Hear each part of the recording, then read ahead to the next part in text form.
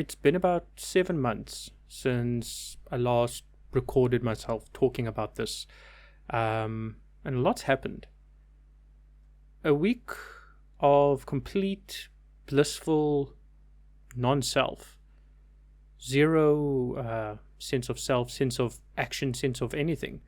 It was all this ephemeral, empty, loving connection to everything. You can't even speak about it. And then months of the self coming right back, coming rushing back like a train, just wham. I don't even know if I've got the words to explain it. And it kind of sneaks up on you, but when you realize it, you're just right back to being a self. In fact, I went from this complete open, carefree, I wouldn't even say carefree, but just this complete openness to somebody who started to take extreme stances. I became religious, and I'd never been religious before, and that was quite strange. And in the last week, the self that had reasserted itself so strongly just dissolved again. I don't know why, can't say why, and things have opened up again. It's like reality is this aperture of a camera. It narrows, like the lens of a camera. And the narrower it is, the more like a self you feel. And then the wider it is, the less like a self you feel. And for months, I was this narrow aperture, like a tight circle. And I was just this normal, everyday person. I'd almost forgotten about the experiences I'd had. It's like at the very back of my mind, I knew this isn't real. None of this is real. I've had that experience. I've seen non-self. I've experienced it. But it's almost like I was ignoring it. In the back of my head, it kept playing over and over that this isn't real, I'm not a person, etc., etc. Not in a bad way, but in a way of, when you look at the movie The Matrix and Neo sees what the Matrix is, he can't unsee it, kind of like that. It's like I couldn't unsee what I'd seen, but I was ignoring it. And I was profoundly unhappy. But the self still did that. The self came back, and the self came back, and it wanted solidity. There's a deep search for solidity. The self desperately wants to know it exists, it wants to be, it wants to have agency. But when I look around, there is no agency. There's nothing. There's not even awareness. It's just this that's happening. And it's interesting. So I decided, considering that I fell back into selfing so hard, I think I'm going to record my journey, kind of like a journal. Because if I don't, at least journal this process, I'll probably just slip back into old patterns. There's resistance from the self to not be. Right now, I feel no resistance. Right now, it's just open and free. And when I say open and free, it's hard to describe because it's not in the way that you'd think about it. It's just there's no resistance right now to anything. It's full surrender. No beliefs, nothing. It's just what's appearing.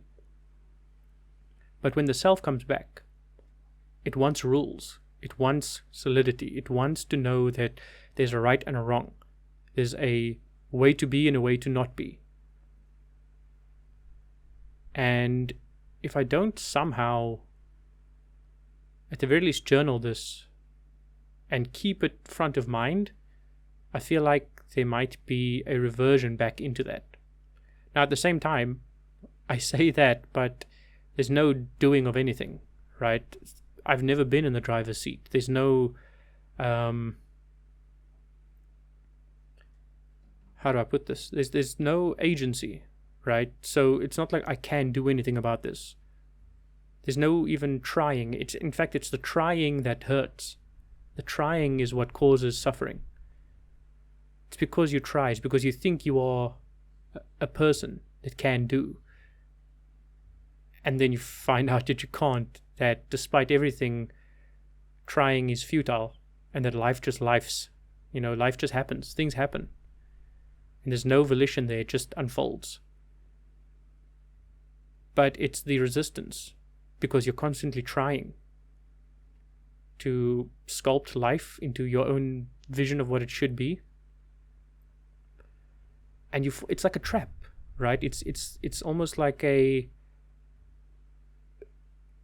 how do I put this? It's not malicious at all. There's no malice. There's no desire or anger, or there's nothing that would make the self fall into this trap through evil or nefarious or malicious means. It's literally just a function of the self. It's like, what does a wheel do? It rolls. What does a self do?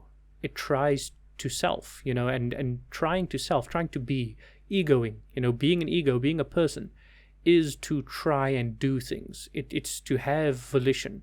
It's to have free will. It's to have actions performed by the self. It's to be is to do, in a way. And when you realize that there is no doing, that there's no agency, there's no volition, that life is just happening, and it just all unfolds constantly, every single, I want to say moment, but there's no time. That's just going to derail into an impossibility to speak of. I don't know. I feel like I'm not making a lot of sense. Probably not. Doesn't really matter.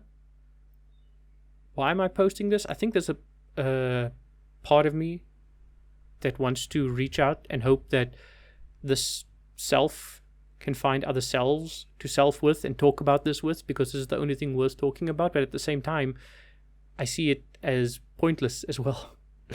But in the realization of no self, there's a full acceptance of the self.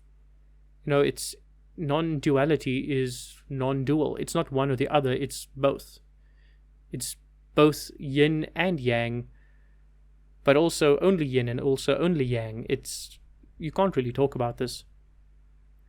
So while I understand that the self isn't real, I also accept that the self will continue to be and continue to self. It'll continue to do what it does. There'll still be fear and anger, frustration, happiness, joy, love. All these things will arise. And it'll feel like it's happening to someone. It'll feel like it's happening to me. But at the same time, there's nobody for it to happen to. So I guess what I want to do is understanding that the self will do what it does and will try and revert back to being in control or thinking it's in control.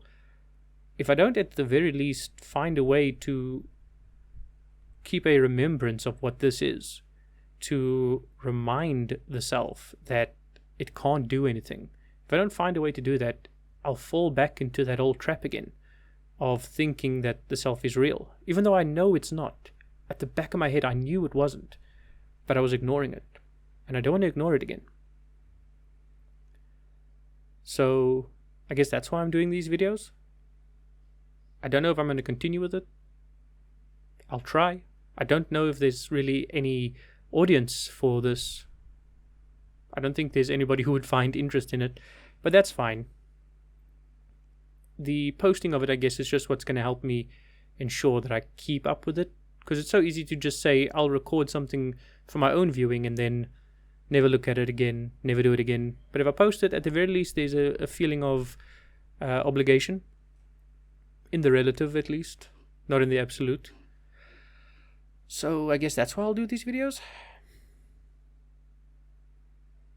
There's this profound and kind of deep unhappiness with being. There's a profound and deep unhappiness with being. Being hurts. Being is constant displeasure. Being is constant unsatisfactoriness, if you can put it that way. If I'm being, if I'm a self, I look at myself and I dislike what I see. I don't like me, but not in a negative way, or in a depressive way, or in a BPD, bipolar, whatever you want to put it. It's not in that way. It's in the way of knowing that being means to suffer. So to be is to suffer. And when I look at me, I don't like me. It's not that there's a hatred of me. It's not even that there's a dislike in a aversion. There's no aversion to me. But there's a dislike of being me. There's a pain in being me. And the pain is intrinsic. It's inherent in being. So you can't avoid it. You can't undo it. The very essence of being is to be unhappy. There's never a state of contentment when you're a self. There's never a state of contentment with being. You're always seeking. Always. Constantly seeking. Seeking hurts. You always want more. You always want something else. And you can never get what you want. Even if you got what you thought you want, it's obviously never enough. But there's always, in the act of being a person, in the act of living a life of a person, of a human being, there's always a seeking. And that seeking will always tell you to get something you can't have. Because if you could have it, you'd have it right now. And in that wanting of what isn't right now, there's pain. In the wanting for what is to be different, in the desire for something else to be right now, there's suffering. So being hurts. And that's why I don't like being me. Because being me means wanting what isn't. And if I want what isn't, I'm in pain. I don't feel like any of these words make sense, probably, and I don't think they're meant to. It doesn't really matter. I think I'm just tired of pain. I think I'm just tired of being in the painful position of existing. But at the same time, that's just the self, right? So it all sounds so depressing. But then if I look at what it's actually like to be this, for this to be, for the almost ephemeral, bubbling, foamy, iridescent, like the words don't describe it, but it's this constant unfolding. The way I kind of visualize it, if I had to put it in visual terms, is like being on a constant bleeding edge of unfolding reality, right? Every moment, every single second, split second, pictosecond, whatever you want to call it, is different, new, unique. The now is constant, and it's filled with sensation, sight, sound, touch, smell, all these things constantly coalescing. It's like, imagine a flame from a fire, right? A candle or something, and how it's constantly flickering.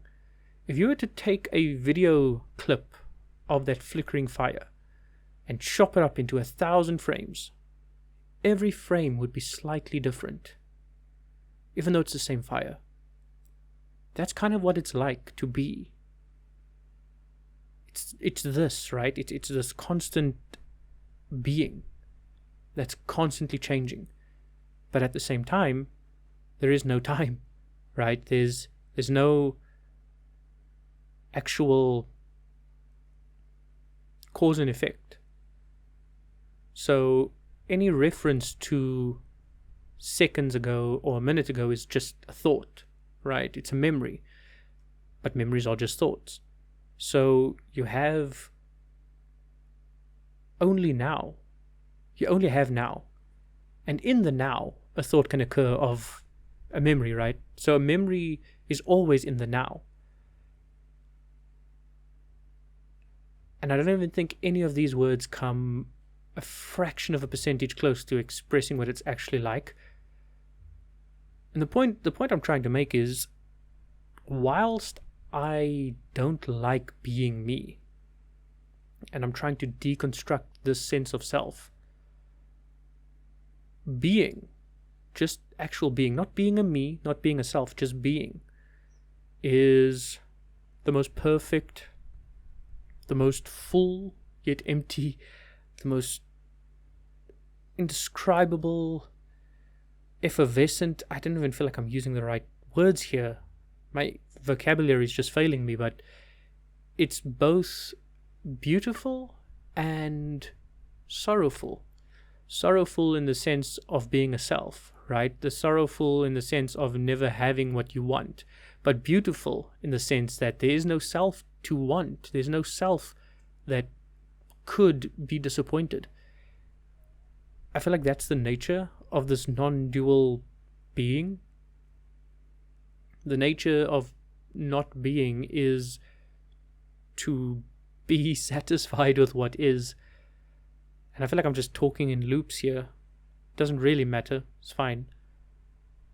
I'm probably repeating myself a lot as well, which, again, is fine.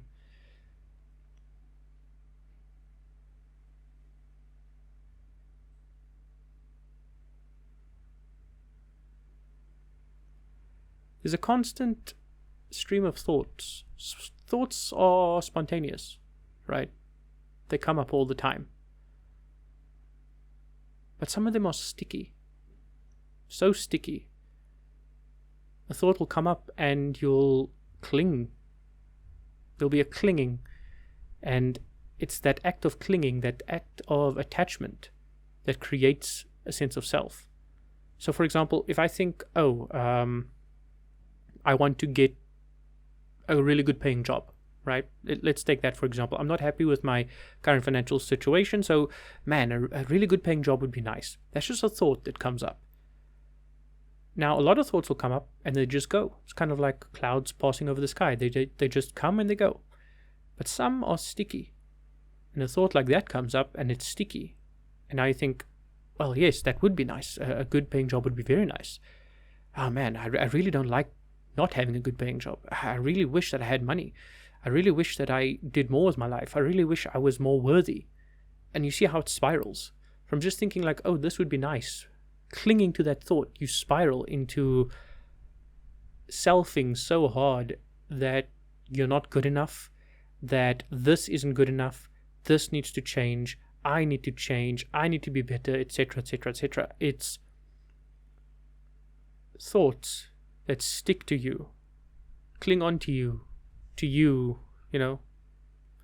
But it's thoughts that become sticky and form the basis of a self. It's almost like it's like when you roll a small snowball down a snowy mountain and it gathers more snow, becomes this massive snowball.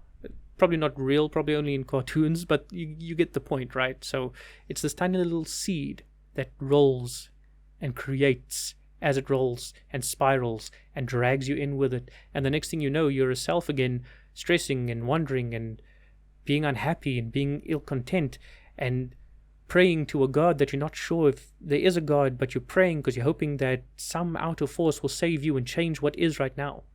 Because what is right now is painful and it's not what you want. And it's not what you want because there was a thought that said, I would like to have something else. And you clung to it and it spiraled out of control.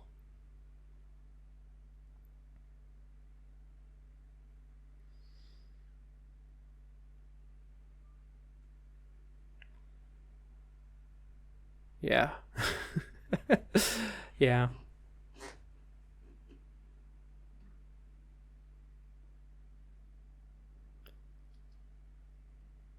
Honestly, it feels like it's pointless to try and talk about this. To a degree, it is. There's really nothing you can say. But at the same time, it's the only thing worth talking about.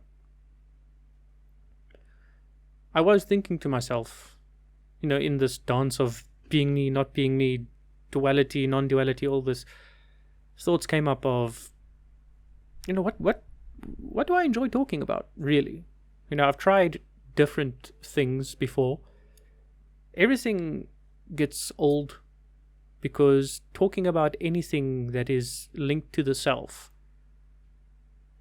will almost, like by its very nature of being a thought, become boring. So to put this into basic English, let's say, for example, I enjoy talking about a video game.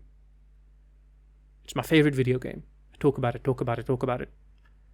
Eventually, I've talked so much about it that the next thought comes up that says, there's got to be something better to talk about. There's got to be something more entertaining to talk about, because the high that I got from initially talking about it has worn off, and the self wants more.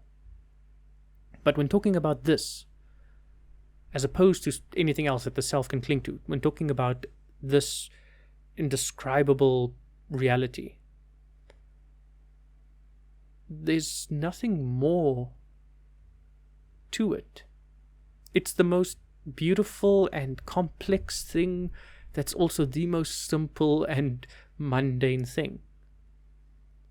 Right? When the floor first fell out from under me, when I first realized this and the ego fully died, I kind of kicked myself for how simple this was. It's what? Really? It's all this time it's been this right in front of my nose, like right here. Beautifully simple. I almost want to giggle every time I think about it because it's just ridiculously simple. But at the same time, there's so many layers that I had to peel off just to get here. So it's not that it's simple to get to. It's, what is that saying? Simple but not easy. And when you've built layers of a self over years, it's going to be very simple but not easy to do. I think I went on a tangent there. I don't even know what I was talking about. I was talking about this, yes. Talking about this is the only thing worth talking about, because it's the only thing that matters. It's the only thing that is. And because of that, the self can't cling to it and get tired of it. Because I've tried talking about other things. I have other channels on YouTube that I don't really upload to anymore. I tried talking about a book series that I was into years ago. Tried doing gaming. I've got another channel that I tried to do some artwork on. But everything loses its luster, because the self is never satisfied. But this never goes away. So I guess that's why I want to talk about it. And that's why I'm making these videos. That and that kind of accountability thing. That way of keeping it front of mind. That way of also just talking it out. Kind of like talk therapy in a way. Where if a thought is plaguing me or bugging me, I can talk through it. I do, however, feel like the aperture will close again, that the self will come back. And that's okay. There's an okayness with everything now. So the self will probably come back. But then I'll just talk about the self and how the self is selfing and the self doesn't like selfing. So I'll try to keep uploading. I don't think these videos will be all that useful to many people. I kind of just switched on the camera and started rambling. I don't really know if I'll ever have a point to these videos other than just videos of me deconstructing myself. The ramblings of a person who's becoming nothing. The ramblings of a self unbecoming a self. I don't think unbecoming is the right word. Just talking about deconstructing myself, I guess. The process of deconstructing myself. I've had the initial awakening, right? And that doesn't go away. But there's still a lot of resistance here. There's a lot of patterns of a self here. The self still comes and tries to take over, tries to be.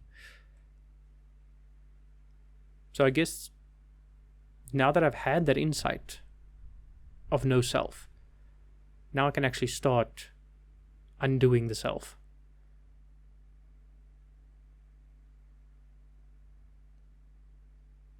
I guess that's why I'm here. I'd be surprised if anybody is watching this video.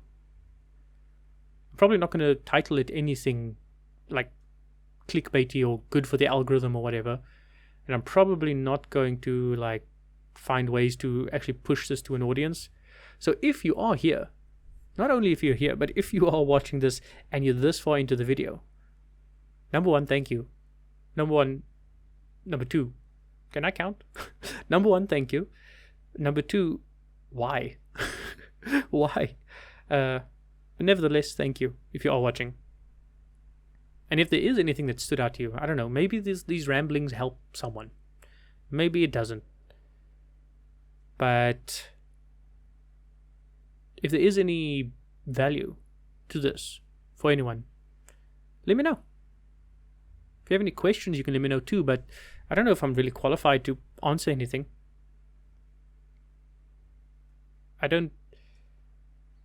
There's no self here that could help another self, really. But if you have any questions, go for it. And if there's anything that stood out to you, let me know. Who knows, maybe this video finds someone else who's on the same journey, and at the very least, I can have a back and forth. Because as much as I try to deconstruct myself, maybe there's stuff I overlook. Who knows? Who knows? Yeah. This is good. This is great.